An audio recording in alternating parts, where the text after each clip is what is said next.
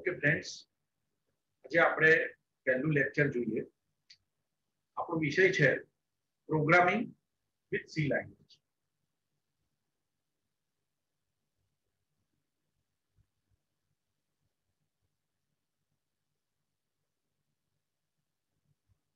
તો સી લેંગ્વેજમાં પ્રોગ્રામિંગ એ વિષય પર આપણે આ કોર્સ કરી રહ્યા છે. એમાં આખા કોર્સ દરમિયાન હું વ્હાઇટ બોર્ડનો ઉપયોગ કરીશ અને સાથે સાથે કમ્પ્યુટરમાં આપણે પ્રોગ્રામિંગ કરીએ તો હું કોડિંગ જે છે એ ડેવ C++માં કરીશ. એટલે વિદ્યાર્થીઓ, આપણે આ ફર્સ્ટ સેશન છે અને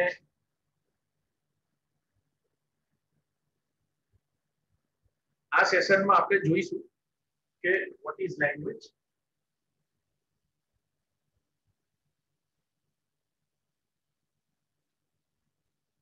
તો આજે આપણે ફર્સ્ટ લેક્ચરની અંદર આટલું જોઈશું. લેંગ્વેજ શું છે, symbols, words and sentences, character set, C as one of the language, what is computer, what are operations performed with computers, difference between computer and calculator, instructions and program. તો આજે આપણે આટલી ચર્ચા કરીશું ફ્રેન્ડ્સ. તો સૌથી પહેલા જોઈએ what is language.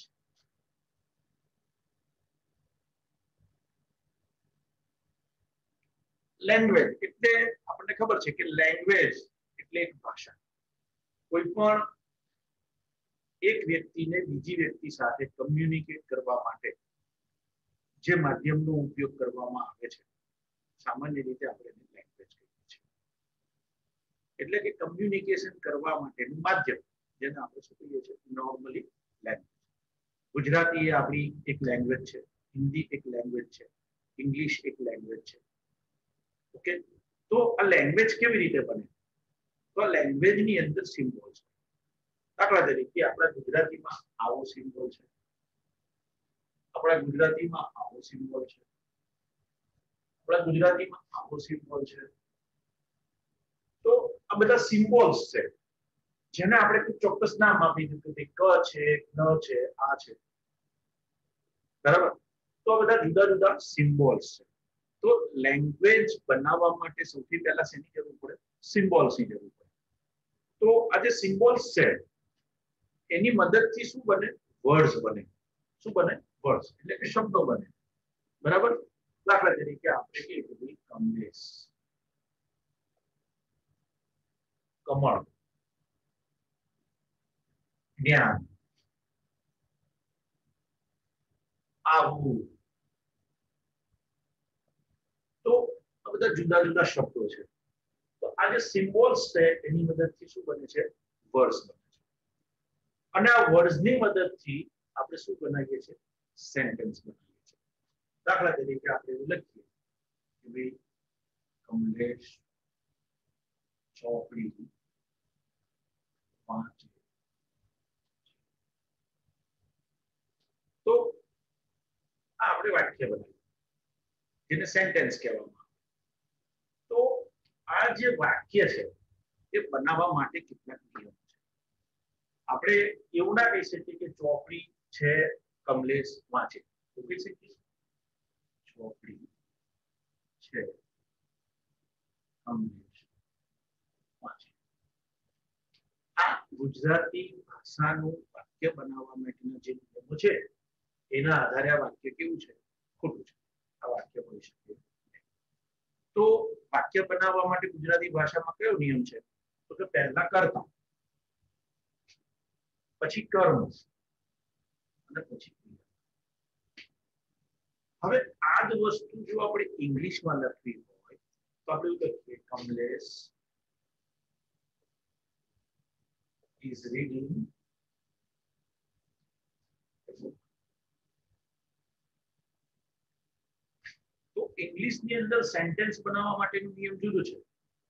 કર્તા, ક્રિયાપદ, કર્મ. તો જ્યારે પણ આપણે આવી કમ્પ્યુટરની લેંગ્વેજની વાત કરીશું ત્યારે એમાં આપણા સિમ્બોલ્સ હશે, સિમ્બોલ્સ માંથી વર્ડ્સ બનાવવા માટેના કેટલાક નિયમો હશે કે જેના નિયમ પ્રમાણે આપણે વર્ડ્સ બનાવી શકીએ અને પછી વાક્ય બનાવી શકીએ એટલે કે સેન્ટેન્સ બનાવી શકીએ એના પણ કેટલાક નિયમો છે. તો દરેક લેંગ્વેજમાં સિમ્બોલ્સ હોય, વર્ડ્સ હોય અને સેન્ટેન્સીસ હોય. Okay, clear? તો આ જે સિમ્બોલ્સ હોય એને શું કહેવામાં આવે છે? કેરેક્ટર્સ.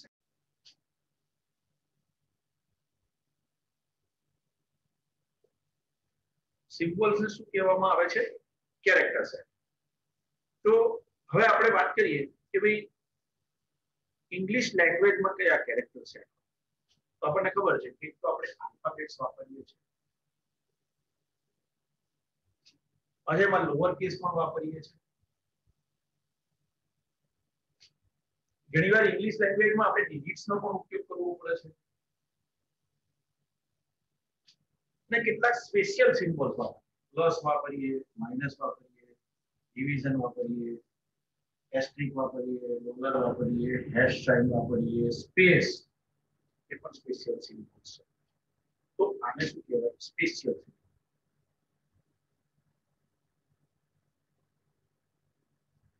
આને શું કહેવાય? ડિજિટ્સ. આને શું કહેવાય? આલ્ફાબેટ.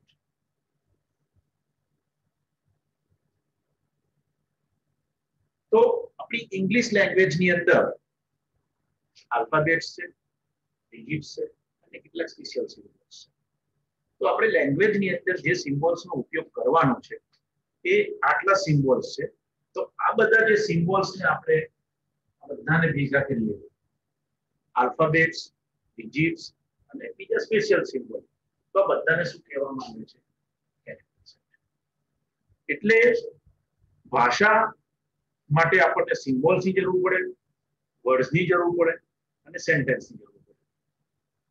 અને જે સિમ્બોલ્સ બધા જ ભેગા કરીએ એ સેટને આપણે શું કહેવામાં આવે? Character set. હવે સી જે છે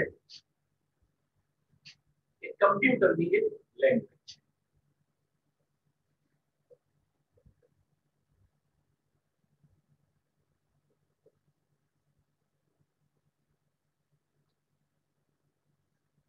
સી જે છે એ શું છે? કમ્પ્યુટરમાં પ્રોગ્રામિંગ કરવા માટેની એક લેંગ્વેજ છે. જેવી આપણી ગુજરાતી લેંગ્વેજ છે, એવી હિન્દી એક લેંગ્વેજ છે, જેવી ઇંગ્લિશ લેંગ્વેજ છે, એવી સી પણ એક લેંગ્વેજ છે. જો સી લેંગ્વેજ હોય તો એમાં શું હોય? સિમ્બોલ્સ હોય, વર્ડ્સ હોય, સેન્ટેન્સીસ હોય.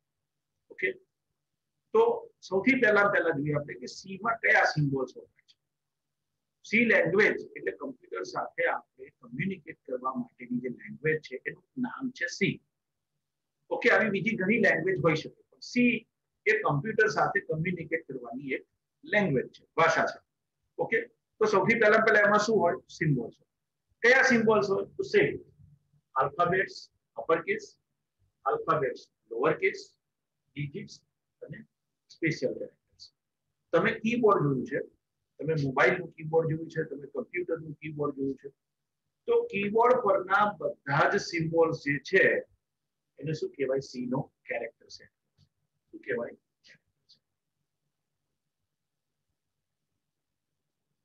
ઓકે, તો સી નો કેરેક્ટર સેટ કયો? આલ્ફાબેટ્સ, ડિજિટ્સ અને સ્પેશિયલ. તો આ રીતે આપણે આ ત્રણ શબ્દોનો વારંવાર ઉપયોગ કરીશું: આલ્ફાબેટ્સ, ડિજિટ્સ અને સ્પેશિયલ સિમ્બોલ. ઓકે, તો સી લેંગ્વેજના સિમ્બોલ્સ આપણને ખબર પડી ગઈ. હવે આગળ જોઈએ, વોટ ઇઝ કમ્પ્યુટર.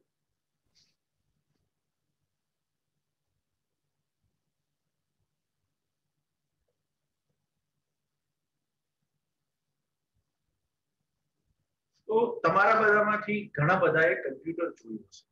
ઓકે, પહેલા તો તમે કીધું કે તમે બધા કોમ્પ્યુટર નાખો છો. શું કહેવાય? કમ્પ્યુટર. ઓકે, તો તમે બધાએ કમ્પ્યુટર જોયું હશે. એમાં તમે એક સીપીયુ જુઓ છો, પછી મોનિટર કે જેની અંદર આપણે જે કંઈ ટાઈપ કરીએ છીએ જોઈ શકીએ છીએ, અને ત્રીજું છે કીબોર્ડ. તો બેઝિકલી કમ્પ્યુટરમાં ત્રણ વસ્તુ હોય, એટલે કે ત્રણ ભાગ હોય: ઇનપુટ, પ્રોસેસ અને આઉટપુટ. ઓકે, સો કમ્પ્યુટર શું છે કે મશીન છે, એક પ્રકારનું મશીન છે. તો કોઈ પણ મશીન હોય એમાં સામાન્ય રીતે કેટલા ભાગ હોય? ત્રણ ભાગ. ઇનપુટ કરી શકાય, પ્રોસેસ કરી શકાય અને આઉટપુટ કરી શકાય. દાખલા તરીકે બુક કટિંગનું મશીન હોય તો પહેલા રફ એજ વાળી બુક જે છે આપણું ઇનપુટ થયું, કટિંગની પ્રોસેસ થઈ, આપણે કટ કરીએ અને આપણને ફાઇન એજ વાળી એટલે કે કટિંગ કરેલી ચોપડી મળે ને આપણે આઉટપુટ કહેવાય. બરાબર. કોઈ પ્રિન્ટિંગ મશીન હોય તો બ્લેન્ક પેજ છે એ આપણું ઇનપુટ છે, એના ઉપર પ્રિન્ટિંગની પ્રોસેસ થાય છે અને આપણને પ્રિન્ટેડ પેજ મળે છે એને આપણે આઉટપુટ કહી શકીએ. તો કમ્પ્યુટર પણ એક મશીન છે કે જેમાં બેઝિકલી 3 ભાગ છે: ઇનપુટ, પ્રોસેસ અને આઉટપુટ. ક્લિયર? હવે દરેક વસ્તુમાં ઇનપુટ જુદું જુદું હોઈ શકે. કોના પર આધાર રાખે? મશીન પ્રોસેસ શું કરે છે તેના. દાખલા તરીકે તમે બુક અથવા તો જે પેપર કટિંગનું મશીન લો, તેની અંદર ઇનપુટ તરીકે શું હોય કે રફ એજ વાળી બુક હોય અથવા પેપર્સ હોય કે જે કટિંગનું કામ, મશીનની પ્રોસેસ શું છે? કટિંગનું છે. એટલે આપણે ઇનપુટ તરીકે શું કરીએ કે ભાઈ અનકટ અથવા તો જે પેપર્સ છે જે કટ કરી શકે છે આપણું ઇનપુટ છે. એના પર પ્રોસેસ શું થાય? કટિંગ. ઓકે. હવે માની લો કે પ્રિન્ટિંગનું મશીન, તો એના પર આપણે કટિંગ કરવાની આશા ના રાખી શકીએ. એની પર પેજ મૂકીએ તો એ કટ થઈને ના આવે, એ પ્રિન્ટ થઈને આવે. તો પ્રોસેસ કયા પ્રકારની છે એના પર તમારું ઇનપુટ આધાર રાખે. દાખલા તરીકે તમારા ઘરે અનાજ દળવાની ઘંટી છે, એમાં તમારે ઇનપુટ તરીકે શું નાખવું પડે? અનાજ. એમાં પ્રોસેસ શું થાય? દળાવવાની. તમને આઉટપુટ શું મળે? લોટ મળે. બરાબર. તો આની અંદર દળાવવાની ઘંટીમાં તમે પેજ અથવા કાગળ એને ઇનપુટ તરીકે ના રાખી શકો. એમાં ઇનપુટ તરીકે શું જોઈએ? અનાજ. તો મશીન જે છે એ કયા પ્રકારની પ્રોસેસ કરે છે એના પર તમારો ઇનપુટ અને આઉટપુટ. તો હવે કમ્પ્યુટરની જો વ્યાખ્યા જોઈએ આપણે તો એવી રીતે લખી શકાય કે computer is an electronic machine which takes data as an input and performs arithmetic and logical operations on it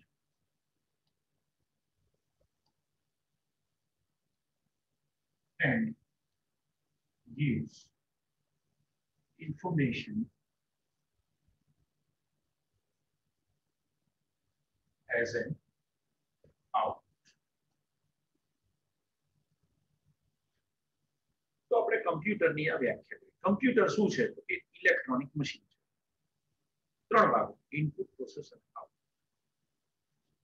Computer is an electronic machine which takes data as an input.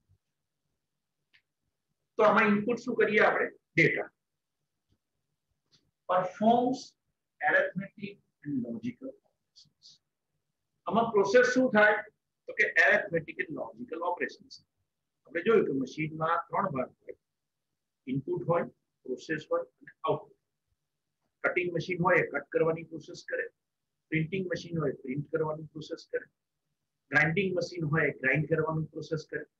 એવી રીતે કમ્પ્યુટર જે છે એ ગણવાનું કામ કરે, એને arithmetic and logical operations કહેવાય. તો arithmetic અને લોજિકલ પ્રકારના એ ઓપરેશન્સ કરે અને આઉટપુટ શું આપે? Information as an. આપણને આઉટપુટ તરીકે ઇન્ફોર્મેશન. પણ અહીંયા ડેટા એટલે શું? ઇનપુટ તરીકે તમે કીધું કે ડેટા આપવા પડે, તો ડેટા એટલે શું? તો ડેટા એટલે એક પ્રકારની ઇન્ફોર્મેશન જેને આપણે કલેક્શન ઓફ ફેક્ટ્સ જો ડેફિનેશન આપીએ તો કહી શકીએ. દાખલા તરીકે આપણું નામ છે, આપણું એડ્રેસ છે, કોઈ કર્મચારીનો પગાર છે, કોઈની બર્થડેટ છે, તો આ બધાને આપણે ડેટા કહીએ. ઓકે. તો આવા પ્રકારની ઇન્ફોર્મેશન આપણે કમ્પ્યુટરને ઇનપુટ તરીકે આપીએ, જેના પર એરિથમેટિક એન્ડ લોજિકલ પ્રોસેસ થાય. હવે આ પ્રોસેસ એરેથમેટિક પ્રોસેસ અને લોજિકલ પ્રોસેસ એટલે શું? તો દાખલા તરીકે આપણે રિઝલ્ટ તૈયાર કરવું હોય તો આપણું નામ આપીએ, આપણો નંબર આપીએ, પછી 10 વિષયમાં કે 5 વિષયમાં મેળવેલા માર્ક્સ આપીએ, તો એના પર પ્રોસેસ કરવી પડે. કેવી પ્રોસેસ કરવી પડે? તો કે બધા માર્ક્સનો સરવાળો કરવો પડે, એની એવરેજ કાઢવી પડે, એના પર્સન્ટેજ કાઢવા પડે. તો આ બધી જે ગણવાની પ્રક્રિયા છે એને એરેથમેટિક ઓપરેશન્સ કહેવાય. એરેથમેટિક ગાણિતિક પ્રક્રિયા. ઓકે. અને લોજિકલ એટલે તમારે ચેક કરવું પડે કે ભાઈ માર્ક્સ 35 કરતા ઓછા છે તો એ ફેલ કહેવાશે, માર્ક્સ 60 કરતા વધારે છે તો એનો ફર્સ્ટ ક્લાસ કહેવાશે. તો આવી જે કન્ડિશન હોય એના પ્રમાણે આપણે યસ ઓર નો પ્રમાણે જે કોઈ ડિસિઝન લઈ શકીએ એવા પ્રકારના જે ઓપરેશન્સ હોય એને લોજિકલ ઓપરેશન્સ કહેવાય. તો કમ્પ્યુટર કેવા પ્રકારનું ઓપરેશન કરે? એરેથમેટિક એટલે ગણવાનું કામ કરે અને લોજિકલ એટલે કન્ડિશન ચેક કરવાનું કામ કરે. આ બે પ્રકારના કામ કમ્પ્યુટર કરે. એ પરફોર્મ કર્યા પછી જે રિઝલ્ટ આવે એને આપણે ઇન્ફોર્મેશન. એ ઇન્ફોર્મેશનનો મતલબ પણ માહિતી થાય. તો આપણે માનો કે 4 વિષયના માર્ક્સ આપ્યા અને આપણી ઈચ્છા હોય કે હવે આની એવરેજ આપણે શોધવી છે, તો કમ્પ્યુટર શું કરી શકે? એ ચારેયનો સરવાળો કરી શકે, એને ડિવાઇડ બાય 4 કરી શકે અને એની જે એવરેજ આવે એ આપણને સ્ક્રીન પર આઉટપુટ ડિવાઇસ પર બતાવે. તો ઇનપુટ કરવું હોય આપણે તો ઇનપુટ ડિવાઇસથી કરી શકાય, આઉટપુટ જોવું હોય તો આપણે આઉટપુટ ડિવાઇસમાં કરી શકાય. તો એમ થાય કે ઇનપુટ ડિવાઇસ એટલે શું? તો કે કીબોર્ડ છે આપણું ઇનપુટ ડિવાઇસ છે, માઉસ છે આપણું ઇનપુટ ડિવાઇસ છે. કારણ કે આપણે એના મદદથી આપણે કોઈ માઉસની મદદથી કોઈ વસ્તુ સિલેક્ટ કરીએ એનો મતલબ એ કમ્પ્યુટરને આપણે આપીએ છીએ, તો ઇનપુટ થયું છે. તો કીબોર્ડ, માઉસ એ આપણા ઇનપુટ ડિવાઇસ છે. મોનિટર પર તમે જોઈ શકો છો, જેને આપણે ગુજરાતીમાં ઘણીવાર સ્ક્રીન શબ્દ પણ વાપરીએ છીએ, તો એ આપણું આઉટપુટ ડિવાઇસ છે. ઘણીવાર આપણે મોનિટરને બદલે સીધું પ્રોજેક્ટરથી આપણે સ્ક્રીન ઉપર જોઈએ તો એ પણ આપણો આઉટપુટ ડિવાઇસ છે. ઘણીવાર આપણે એને સીધું પ્રિન્ટ કરીએ તો પ્રિન્ટર પણ એ આપણું આઉટપુટ ડિવાઇસ છે. તો કમ્પ્યુટરની અંદર ઇનપુટ ડિવાઇસથી આપણે ડેટા આપીએ. એનો જે ભાગ છે સીપીયુ, જે બીજો વચ્ચેનો જે ભાગ રહ્યો જે પ્રોસેસ કરે છે એ જે બોક્સ છે એને આપણે કહીએ છીએ સીપીયુ, કે સેન્ટ્રલ પ્રોસેસિંગ યુનિટ. બરાબર? તો એ જે સીપીયુ છે એમાં પ્રોસેસ થાય છે અને આપણને output device, monitor, printer, screen, એ બધા જે આઉટપુટ ડિવાઇસ છે એ એના પર આપણને રિઝલ્ટ. ઓકે, તો કમ્પ્યુટર ખબર પડી ગઈ. આપણને એવું થાય કે આવું ગણવાનું કામ તો કેલ્ક્યુલેટર બહુ ફાસ્ટ કરી આપે છે, તો આપણે શું કામ કમ્પ્યુટર સાથે કમ્પ્યુટરનો ઉપયોગ કરવો? પણ મિત્રો કમ્પ્યુટર અને કેલ્ક્યુલેટરમાં ડિફરન્સ છે. તો આપણે જોઈએ ડિફરન્સ બિટવીન કમ્પ્યુટર એન્ડ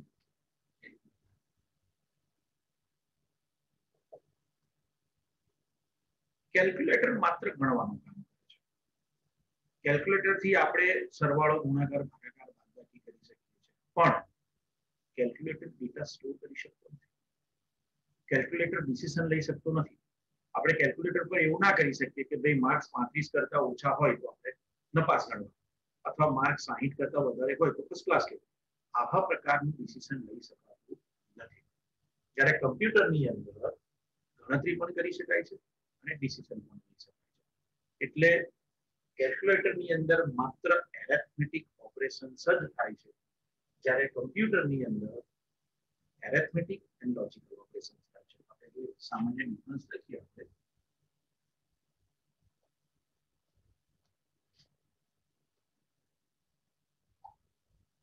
તો કમ્પ્યુટરની અંદર કેવું થાય? એરેથમેટિક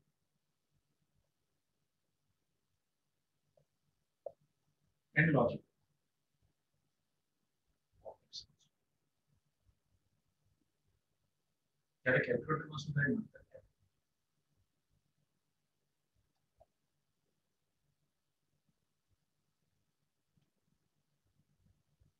હવે માની લો કે કમ્પ્યુટર જે છે એમાં તમે એટ એ ટાઈમ એક કરતા વધારે ઇન્સ્ટ્રક્શન્સ આપી શકો. જ્યારે કેલ્ક્યુલેટર છે એમાં એટ એ ટાઈમ માત્ર એક જ ઓપરેશન્સ થાય છે. દાખલા તરીકે તમારે 3 નંબરનો સરવાળો કરી અને એને એવરેજ કરવી હોય તો કેલ્ક્યુલેટરમાં શું કરવું પડે? 55 + 60 + 75 એનો જે જવાબ આવે એને ક્યાંક લખવો પડે અને પછી એ જવાબ ડિવાઇડેડ બાય 3 ઇક્વલ ટુ કરીને જવાબ આવે પછી પાછું 3 કરી શકો. જ્યારે કમ્પ્યુટરની અંદર તમે એક સાથે એક કરતા વધારે ઇન્સ્ટ્રક્શન્સ આપી શકો અને પછી એક સાથે કમ્પ્યુટર એ બધી પ્રોસેસ કરી શકે. તમે કેલ્ક્યુલેટરમાં એવું ના લખી શકો કે પહેલા 3 નો સરવાળો કરો, પછી એને ડિવાઇડ બાય 3 કરો, પછી મલ્ટીપ્લાઇડ બાય આ કરો અને પછી આ એવી 4 ઇન્સ્ટ્રક્શન આપો અને પછી કેલ્ક્યુલેટરને કહો કે એક સાથે કરો. એટલે કેલ્ક્યુલેટર શું કરે? At a time only one instruction.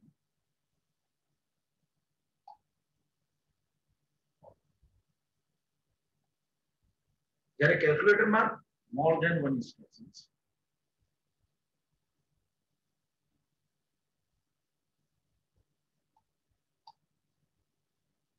can be given. તો કમ્પ્યુટરની અંદર આપણે એક કરતા એક વધારે ઇન્સ્ટ્રક્શન્સ આપી શકીએ અને એ એક સાથે એને ફોલો કરીએ. તો આ કેલ્ક્યુલેટર અને કમ્પ્યુટરનો ડિફરન્સ છે. હવે ઇન્સ્ટ્રક્શન એટલે આપણે જે કોઈ કાર્ય કરવા માટે આપણે મશીનને આપીએ એને નોર્મલી ઇન્સ્ટ્રક્શન કહેવાય. દાખલા તરીકે તમે કેલ્ક્યુલેટરની અંદર 35 + 55 કરવા તો 35 પ્લેસ કરો, પછી પ્લસ પ્રેસ કરો, પછી 55 પ્રેસ કરો તો એની ઇન્સ્ટ્રક્શન આપી છે કે ભાઈ આ બે નંબર છે અને એનો સરવાળો. એવી રીતે આપણે કમ્પ્યુટરની અંદર પણ નંબર આપી એને એડ કરવાની એવી ઇન્સ્ટ્રક્શન આપી શકીએ, એવો કમાન્ડ આપી શકીએ. તો એને શું કહેવાય? ઇન્સ્ટ્રક્શન કહેવાય. હવે આ જે ઇન્સ્ટ્રક્શન્સ જે છે એ કમ્પ્યુટરની અંદર તમે એક સાથે વધારે ઇન્સ્ટ્રક્શન આપી શકો અને એક સાથે વન બાય વન ફોલો કરી શકો તો એને પ્રોગ્રામ કહેવાય. પછી ડિટેલ પ્રોગ્રામની ડેફિનેશન આપણે ફરી જોઈશું. એક કરતા વધારે ઇન્સ્ટ્રક્શન આપીએ મશીનને અને વારાફરતી બધી જ ફોલો કરે તો એને શું કહેવામાં આવે? પ્રોગ્રામ કહેવાય. બહુ જ સરસ એક નાનું ઉદાહરણ જોઈએ કે જો તમે થોડા વર્ષો પહેલાનું વોશિંગ મશીન જોયું તો એની અંદર આપણે પહેલા એને વોશ કરવું પડે, પછી પાછું એનું પાણી કાઢીને ફરી બીજું પાણી નાખવું પડે, પછી એ કપડા કાઢી અને બાજુના બકેટમાં નાખવા પડે અને પછી પાછું એને ડ્રાય કરવું. તો આ કેલ્ક્યુલેટર જેવું થયું. એક એક ઇન્સ્ટ્રક્શન તમે આપો છો, એક એક ઇન્સ્ટ્રક્શન ફોલો થાય છે. કે ભાઈ પહેલા નાખો છો તો કપડા વોશ થાય છે, પછી તમે બીજું બટન પ્રેસ કરીને એને રિન્સ કરો છો, એનું પાણી કાઢી ફરી પાછું ડોલથી એમાં બીજું પાણી ઉમેરો છો, પછી ધોવાઈ જાય આવી રીતે 2-3 વાર એટલે કપડા તમે પાછા એમાંથી કાઢી અને બાજુના બકેટમાં નાખો છો અને પછી પ્રેસ કરો છો ડ્રાય કરો. તો આ અલગ અલગ ઇન્સ્ટ્રક્શન. હવે અત્યારના તમે વોશિંગ મશીન જુઓ તો તમે એકવાર ઓટો આપો એટલે બધું જ ઓટોમેટિક ધોવાઈ જાય, ફરી પાણી નીકળી જાય, ઓટોમેટિક બીજું પાણી આવી જાય, એવી રીતે 2-3 વાર ધોવાઈ જાય, ફરી ઓટોમેટિક જ એ ધોવાની પ્રોસેસ પૂરી થાય એટલે ડ્રાય થઈ જાય. તો આને આખો પ્રોગ્રામ તમે જોતા હશો તો વોશિંગ મશીન માટે પણ પ્રોગ્રામ શબ્દ વપરાય છે. બરાબર? એટલે પ્રોગ્રામ એટલે એક કરતા વધારે ઇન્સ્ટ્રક્શન તમે એક સાથે ફોલો કરો. એટ એ ટાઈમ તો એક જ થાય, એક્ઝિક્યુશન ગમે તે એકનું જ થાય કે ભાઈ કપડા ધોવાનું કે પતી જાય પછી પાછું એને ફરી રિન્સ કરવાનું, ફરી પાછું બીજું પાણી ઉમેરવાનું. તો ફોલો એક એક થાય પણ તમે એક વખત બધી ઇન્સ્ટ્રક્શન આપી અને પછી તમે એને છોડી દો તો એ બધી જ steps follow one by one કરે. તેવી રીતે કમ્પ્યુટરની અંદર પણ તમે એક કરતા વધારે ઇન્સ્ટ્રક્શન્સ આપો તો એ વન બાય વન ફોલો થાય અને એ જે વન બાય વન ફોલો થાય અને જે ઇન્સ્ટ્રક્શન્સ આપીએ એને પ્રોગ્રામ કહેવાય. ડિટેલમાં ફરી પ્રોગ્રામની ડેફિનેશન જોઈશું. તો આજે આટલું જ રાખીએ ફર્સ્ટ સેશનમાં. મિત્રો આશા છે કે તમને ખ્યાલ આવ્યો હશે, પણ છતાંય જો તમને ખ્યાલ ના આવ્યો હોય તો તમે મને તમારો કોઈ પણ પ્રશ્ન હોય કે તમે મને ઈમેલ કરીને પૂછી શકો છો. મારું ઈમેલ એડ્રેસ આ પ્રમાણે છે.